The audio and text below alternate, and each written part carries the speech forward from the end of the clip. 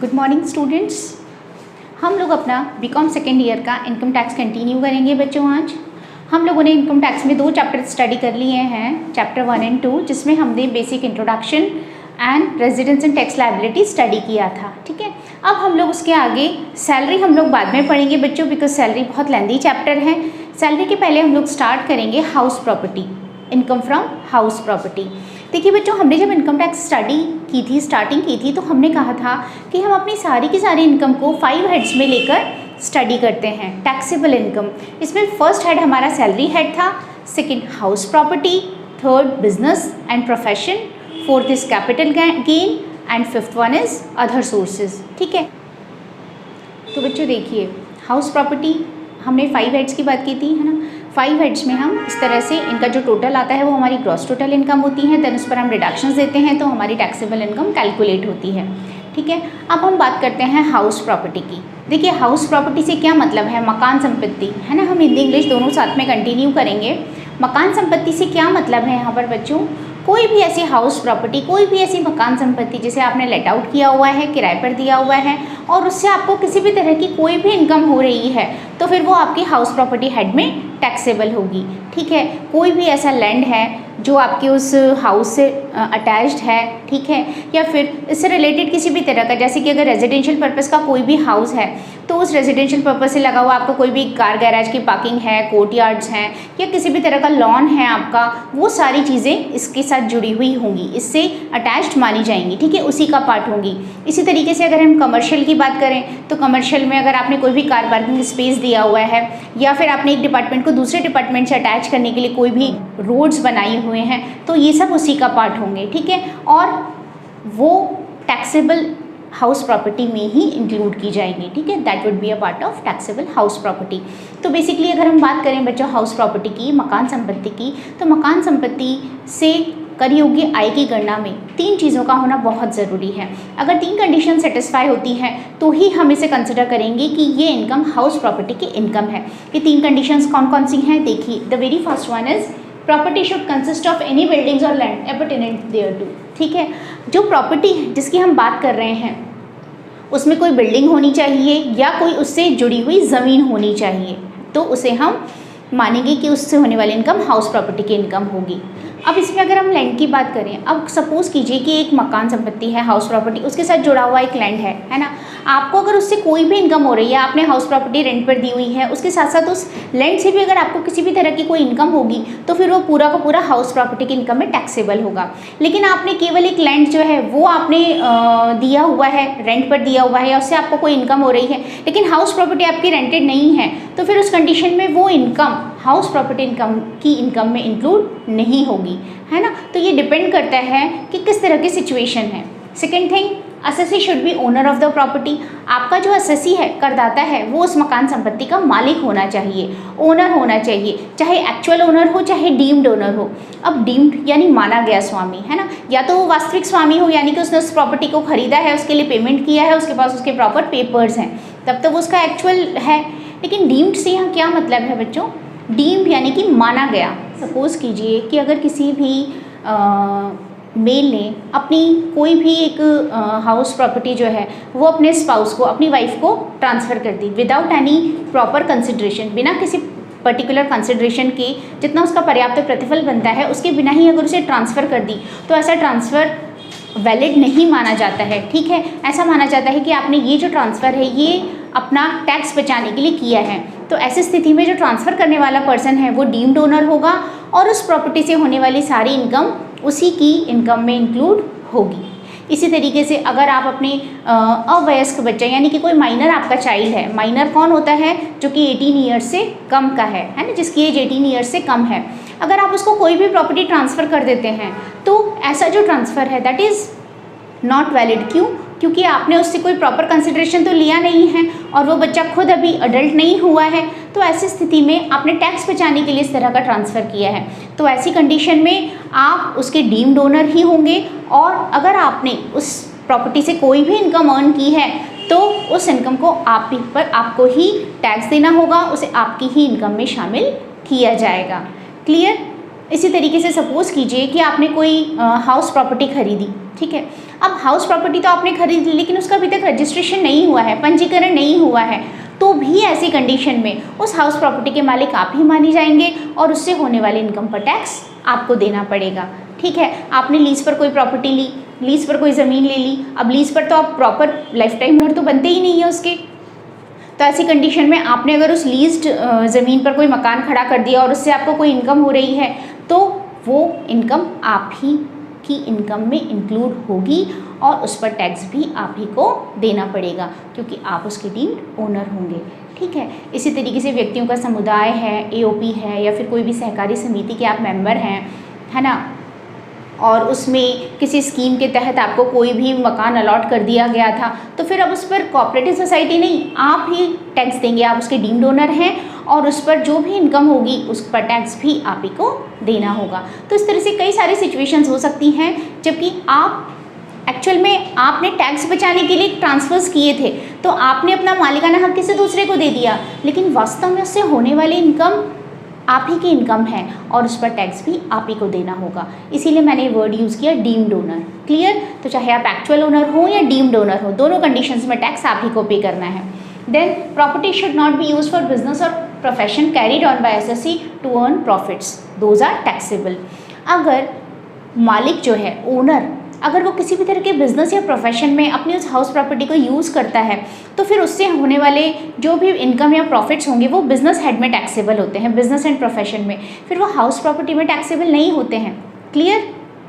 तो इसीलिए मैंने यहाँ पर लिखा है कि अगर उसे कोई भी बिजनेस या प्रोफेशन से जो उसके द्वारा चलाया जा रहा है, अगर उससे कोई भी इनकम होती है, कोई भी प्रॉफिट्स होते हैं, ठीक है, और बिजनेस के जो प्रॉफिट्स हैं वो टैक्सेबल हैं। कई बार ऐसा भी हो सकता है कि भाई आप ट्रस्ट में या किसी ऐसे उसमें चला रहे हैं, नॉट फॉर प्रॉफिट ऑर्गेनाइजेशंस में, जिसके प्रॉफिट्स टैक्सेबल नहीं हैं, ठीक है, जो जनता की सेवा के लिए किए जा रहे हैं, तो वो एक अलग कंडीशन हो जाती है। यहाँ मैं ऐसे बिजनेस की या प्रोफेशन की बात कर रही हूँ जिससे होने वाले प्रॉफिट्स टैक्सेबल हैं इनकम टैक्स में। तो फिर ऐसी कंडीशन में हम क्या करेंगे? ऐसी कंडीशन में अगर आप इस तरह का कोई भी हाउस प्रॉपर्टी से इनकम रिसीव कर रहे हैं जिसमें बिजनेस या प्रोफेशन रन हो रहा है, तो वो बिजनेस हेड में टैक्सेबल होगी, है ना। तो इस हेड में टैक्सेबल होने के लिए ज़रूरी है कि उसमें किसी भी तरह का बिजनेस या प्रोफेशन से रिलेटेड कोई भी काम नहीं किया जा रहा हो। ठीक है, तो ये 3 कंडीशंस जब आपकी सेटिस्फाई होती हैं तो आप बोल सकते हैं कि यस, इस हाउस प्रॉपर्टी या उससे जुड़ी हुई बिल्डिंग या लैंड से मुझे होने वाली जो भी इनकम होगी वो यहाँ पर हाउस प्रॉपर्टी में टैक्सेबल होगी। आई होप क्लियर ये तीनों कंडीशंस होनी चाहिए। देन उसके बाद मैंने आपसे बात की थी कि कोई भी ज़मीन है और उससे जुड़ा हुआ कोई भी बिल्डिंग है और उससे जुड़ा हुआ कोई भी लैंड है, तो उससे होने वाली इनकम यहाँ पर टैक्सेबल होगी। लेकिन आप सपोज़ कीजिए कि कोई एक इंडिविजुअल लैंड है, किसी एक जिसके साथ कोई मकान संपत्ति नहीं जुड़ी हुई है, और उससे अगर आपको कोई भी इनकम हो रही है तो फिर वो इस हेड में टैक्सेबल नहीं होगी, फिर वो अदर सोर्सेज में टैक्सेबल होगी। अगर ये हाउस प्रॉपर्टी की इनकम नहीं है, बिजनेस हेड की इनकम नहीं है, कैपिटल गेन की नहीं है, तो अदर सोर्सेज में डाल दीजिए। बाकी की एडिशनल सारी इनकम्स अदर सोर्सेज का हिस्सा होती हैं। क्लियर? तो इस तरीके से। लेकिन अगर प्रॉपर्टी को खरीदने या बेचने से आपको कोई इनकम हो रही है तो वो कैपिटल गेन यानी कि पूंजी लाभों का हिस्सा होगी और उसमें टैक्सेबल हो जाएगी।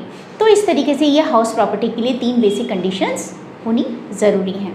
क्लियर? अब देखिए इसके बाद बच्चों, हम इस हाउस प्रॉपर्टी को कई सारी कैटेगरीज में बांटकर स्टडी करते हैं।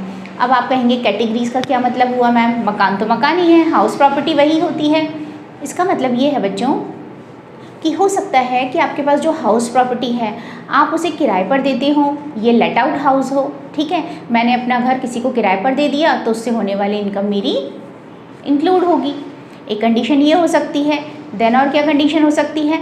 ऐसा भी हो सकता है कि मैं उस घर में खुद रहती हूँ, उसे हम बोलते हैं सेल्फ ऑक्यूपाइड हाउस। ठीक है, तो सेल्फ ऑक्यूपाइड की कंडीशन में अलग हो जाता है। एक कंडीशन ये हो सकती है कि मैंने उसे स्टॉक इन ट्रेड के रूप में रखा हो, यानी कि जो कि व्यापारिक रहतिया होता है ना, यानी मैं अगर मकान खरीदने बेचने का काम करती हूँ तो उस कंडीशन में वो मेरा बना बनाया घर स्टॉक इन ट्रेड की फॉर्म में मेरे पास होगा। ये कंडीशन भी पॉसिबल है। उसके अलावा क्या हो सकती है? हो सकता है आपके पास जो भी हाउस प्रॉपर्टी है उसका कुछ हिस्सा तो आप खुद रहते हो और कुछ हिस्सा आप किराए पर देते हो, वो कंडीशन भी पॉसिबल है। या फिर ये कंडीशन भी हो सकती है कि आपके पास एक से ज़्यादा घर हो। अब एक से ज़्यादा घर हैं तो क्या करें हम? तो एक घर में तो आप खुद रहते हो, बाकी को किराए पर दे दिया हो। या हो सकता है आप एक में खुद रहते हो, बाकी को किराए पर न दिया हो। तो भी हम उसे डीम्ड इनकम उसकी निकालेंगे, मानी गई आय मानकर हम उसे हाउस प्रॉपर्टी में टैक्सेबल करेंगे। तो बच्चों कई सारी कंडीशंस होती हैं, बेसिकली हम इन्हें कुछ पर्टिकुलर कैटेगरीज में डिवाइड करके स्टडी करेंगे। अच्छा, फिर इसमें एक इम्पॉर्टेंट बात ये है बच्चों कि हम यहाँ एनुअल वैल्यू कैलकुलेट करते हैं, ठीक है। किसी भी हाउस प्रॉपर्टी की एनुअल वैल्यू कैलकुलेट की जाती है और उस एनुअल वैल्यू पर ही यहाँ पर टैक्स कैलकुलेट किया जाता है। पहले हम ग्रॉस एनुअल वैल्यू निकालते हैं, फिर उसमें से जो भी म्यूनिसिपल टैक्सेस हैं वो लेस करते हैं, फिर उसका एनुअल वैल्यू आता है, फिर उस पर हमें जो भी डिडक्शंस देने होते हैं, कटौतियाँ, वो कटौतियाँ हम उसको देते हैं, और फिर हमारी नेट हाउस प्रॉपर्टी की इनकम आती है जो कि टैक्सेबल इनकम का पार्ट होती है। आई होप आपको इस चैप्टर का एक शॉर्ट इंट्रोडक्शन क्लियर हो गया है। अब देखिए इसे हम किस किस कैटेगरीज में डिवाइड करते हैं। देखिए बच्चों, अब for determination of annual value मैंने आपसे बात की कि हमें टैक्सेबल इनकम कैलकुलेट करने के लिए सेट की पहले एनुअल वैल्यू कैलकुलेट करनी होगी। तो देखिए एनुअल वैल्यू कैलकुलेट करने के लिए हम हाउस प्रॉपर्टी को 4 कैटेगरीज में डिवाइड कर देते हैं। The very first category is let out house. Let out मतलब किराए पर उठाई गई मकान संपत्ति। अगर आप किसी भी हाउस प्रॉपर्टी को किराए पर उठाते हैं तो उससे होने वाली इनकम हाउस प्रॉपर्टी में टैक्सेबल होती है। इसमें मैं एक बात आपको एडिशनल बता दूं कि सबलेट हाउस का मतलब उप किराएदारी है ना। अगर आपने सपोज कीजिए किसी से कोई मकान किराए पर लिया और फिर किराए पर लेकर भी उसका कुछ हिस्सा किसी तीसरे पर्सन को किराए पर दे दिया तो उसे हम बोलते हैं सबलेट रेंट। सबलेट करना मतलब उप किराएदारी से प्राप्त किराया। तो वो जो सबलेट रेंट होता है ना बच्चों, वो अदर सोर्सेज में टैक्सेबल होगा, वो यहाँ पर टैक्सेबल नहीं होगा। यहाँ पर केवल लेट आउट हाउस प्रॉपर्टी से मिलने वाली इनकम ही टैक्सेबल होगी, ठीक है।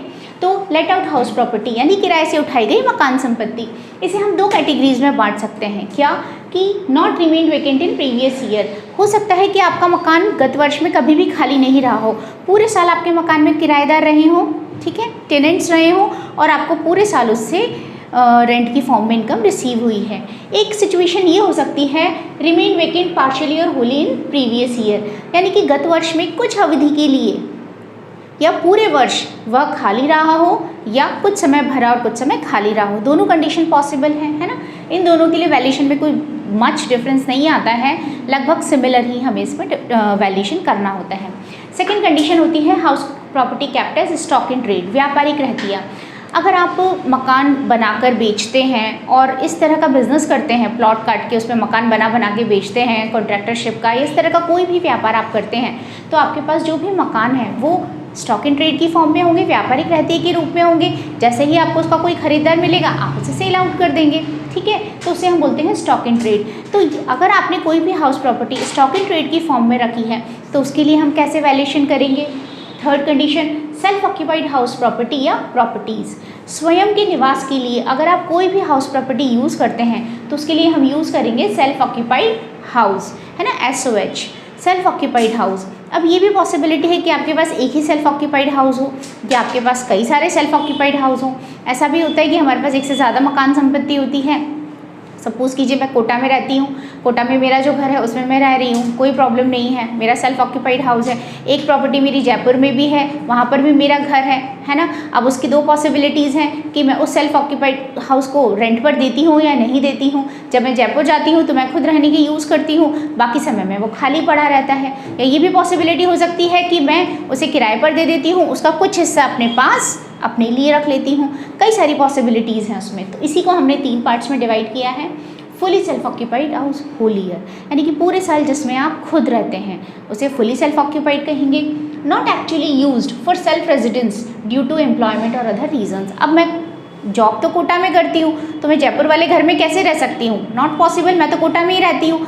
तो किसी और जगह आपका रोज़गार होने की वजह से आपका मकान खाली पड़ा है ना। यहाँ पर मैं किराए से रह रही हूँ और वहाँ मेरा खुद का घर खाली पड़ा है, या फिर कोई और भी रीज़न हो सकता है, या फिर आप खुद उसमें नहीं रहते हैं, तो वो इस कैटेगरी में आ जाएगा। Then for certain period it is rented and for remaining it is use for self occupation.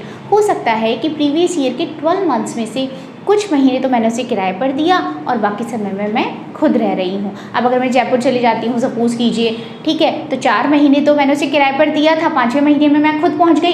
अब 5th मंथ से 12th मंथ तक मैं खुद ही उसमें रह रही हूँ, तो उसमें पार्शियली रेंटेड और पार्शियली सेल्फ ऑक्यूपाइड ये कंडीशंस पॉसिबल हैं। ठीक है, हम आगे जब इनका वैल्यूएशन करेंगे तब इनमें बिल्कुल सिंपल है, आपको कुछ दिक्कत नहीं आएगी, लेकिन आपको कंडीशन क्लियर होनी चाहिए कि इनमें से पर्टिकुलर किस कंडीशन में हमारी हाउस प्रॉपर्टी आएगी, तो आप बिल्कुल भी कंफ्यूज नहीं होंगे। लेट आउट और सेल्फ ऑक्यूपाइड में डिफरेंस आता है। Then partially use for self and partially rented, यानी कि एक ही घर का कुछ भाग तो आप खुद के यूज़ के लिए रखते हैं और कुछ भाग किराए पर दे देते हैं। तो अगर मकान का एक हिस्सा आपने सपोज़ कीजिए आपने 3/4 हिस्सा तो रेंट पर दे दिया और 1/4 हिस्सा आपने खुद के यूज़ के लिए रख लिया है ना, तो फिर उस कंडीशन में हम उसका वैल्यूएशन किस तरह से करते हैं, ये भी एक इंपॉर्टेंट कंडीशन है।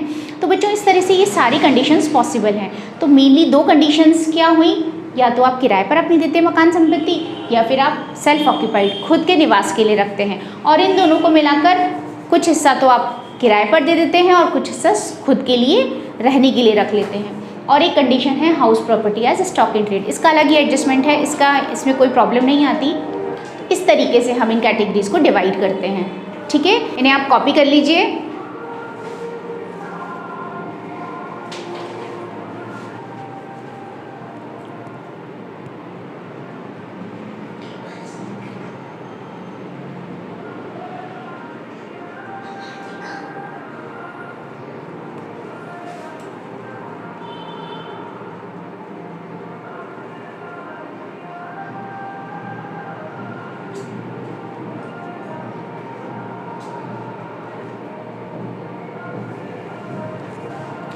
ठीक है बच्चों, अब आप इतना स्टडी कीजिए। आपकी जो बुक है पटेल चौधरी वाली बुक से हम स्टडी कर रहे हैं इसको, कोटा यूनिवर्सिटी का बीकॉम सेकेंड ईयर का पेपर इनकम टैक्स। इसमें अब हम अपने नेक्स्ट लेक्चर में पढ़ेंगे कि किस तरह से हम इसका एनुअल वैल्यू कैलकुलेट करते हैं, ग्रॉस एनुअल वैल्यू, उस ग्रॉस एनुअल वैल्यू में से म्यूनिसिपल टैक्सेस माइनस करते हैं, नेट एनुअल वैल्यू आता है, और फिर उस पर हम डिडक्शंस जो भी होती हैं वो देते हैं, देन हमारी टैक्सेबल इनकम कैलकुलेट होती है ना। तो उसमें हम मेनली एनुअल वैल्यू कैलकुलेट करना सीखेंगे और उस पर बेस्ड प्रॉब्लम भी करेंगे। Okay, thank you.